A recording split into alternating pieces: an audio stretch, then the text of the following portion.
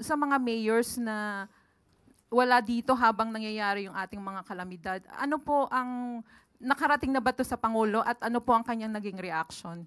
Ito po ay natanong na kahapon at sinabi po nga natin na ito po ay under investigation. Ito po ay nasa pangunguna ni Secretary John Vic Remulla. So hayaan po natin na gawin muna ang kanyang pag-iimbestiga.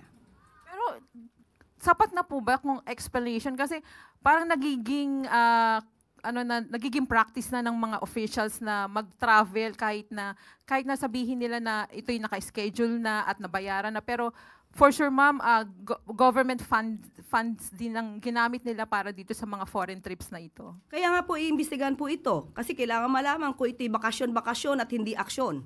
Marami po kasi talagang nagbabakasyon habang may kalamidad at yan po ang hindi gusto ng ating Pangulo. Governor Albano still in Germany as per his interview with us last night at dinefend niya yung foreign travel niya and said that his vice governor was on the ground and that before he left for Germany, Isabela prepped for uwan naman. Kumbaga, Isabela could function and go on without him. What does the palace think about this? May opinion po ba ang president dito? Ito po ay hinahayaan na po sa pamumuno ng Secretary John Vic Remulla at ayon po sa DILG sa ngayon, ito po ay under investigation. Told na some of the mayors were allegedly with Isabela Governor Rodito Albano in Germany. Ano po yung action na nire-review ng palace? Bakit po hindi sila nakasama doon sa initial list na nilabas ng DILG kahapon?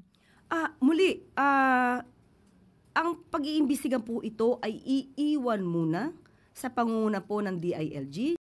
Issue ng mayor. I understand that the DILG is still waiting for the response of the local officials who left the country during typhoon.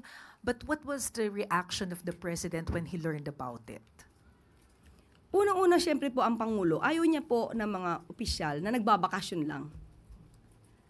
Pero kung ito po ay naka-schedule na, yun po ang magiging daan para ito'y paimbestigahan dahil kung sila po ay pinababalik ng agaran, magbigay po sila muna ng kanilang mga explanation at sila naman po ay bibigyan ng pagkakataon ni Secretary John Vic Remulla kung bakit hindi sila agad nakabalik despite na nag-utos po siya.